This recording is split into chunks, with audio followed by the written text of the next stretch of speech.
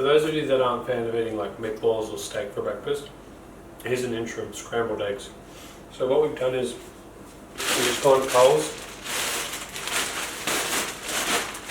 like where a lot of us will probably buy a lot of our food, Karl's, Woolies or any local store. Preference is always to go to the local farmer or someone in the local markets, but for those that are looking for convenience, then what we've done is we've made a video suitable for you.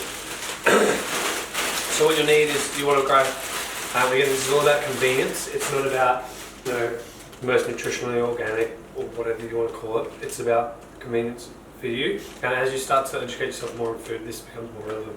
So we've only gotten some frozen beans, depending on the brand that you like to get. So if you want these bad boys, you can get these ones.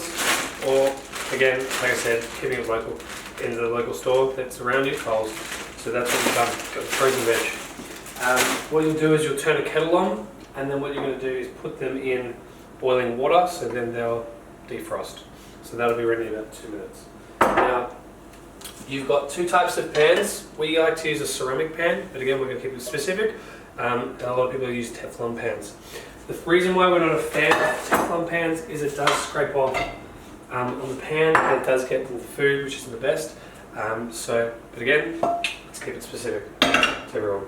So, turn the pan on, or the heat onto your pan. It's going to heat that up. Now, if you're like us, and fortunate enough, Kate's parents have their own chicken eggs, so it's quite nice. But if you don't have a friend or someone who has chickens, or you don't go to local markets, then again, ideally you want to go for the organic, the most free-range possible egg you can possibly get. When you go to crack your eggs, you want to do it individually, because if one of them is off, you don't want that to get into the mix. Pan's getting hot. I cracked the egg. Good thing is I got a dirty bowl, so I'm going to use that. Once I got it, I'm going to pour it into that bowl. Yep. I'm getting this all out of the way. Because you don't want to have one egg. If you get one egg that's spoiled, and you just do them all in one pan, and the last egg is spoiled, which I've done, it's not fun. Because then, you've just ruined all 6 eggs. And you don't want to risk it to get sick. So for the scrambled eggs that we're doing today, we're going to do 6 eggs, because that's how many's in a pack of 6. If you, a little more petite, and you wanted to do 3 eggs, do 3 eggs. I like to go off a pack. If I get a pack of 12, I'll go 3, 4 or 6, because then it works in the pack. If you want to do 2, I know it's just not enough protein out of it, but if it's all about convenience. Now, what we can do here is we can season the eggs, so you can get your typical Himalayan salt or pepper grinders, and you can add those in. Or what we use at the moment is we're using True Celtic. It's a blend of Celtic sea salt with cinnamon and ginger.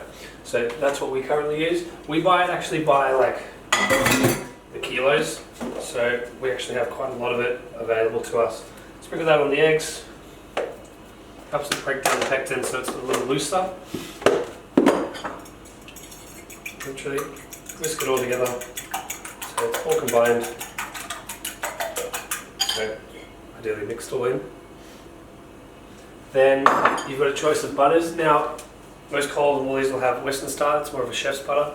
But what we like to use is more of an Australian organic blend. Again,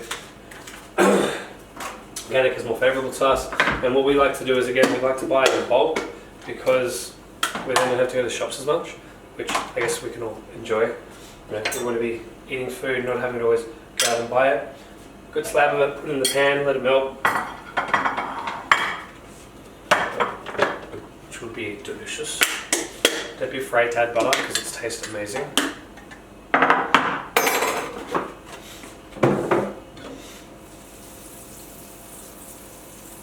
So a lot of the time when people do scrambled eggs, they just kind of let it sit in the pan. Scrambled eggs is actually takes time, because you want to have it on a low heat, and you don't want to actually burn the eggs, because then they curdle.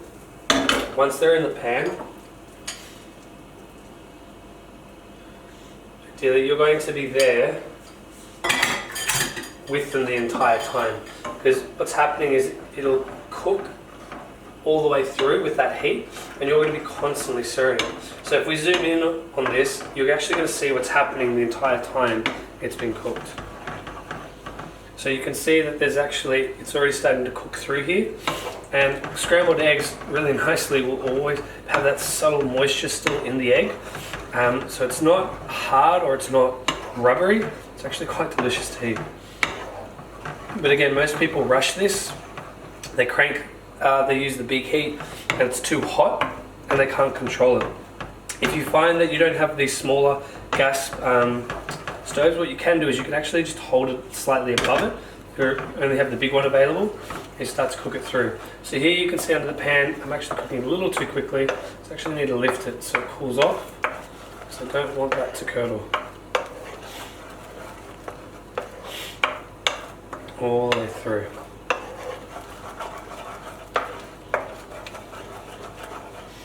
So even if the pan gets a little too hot, you can recover it. You can turn that heat down and you can keep stirring it.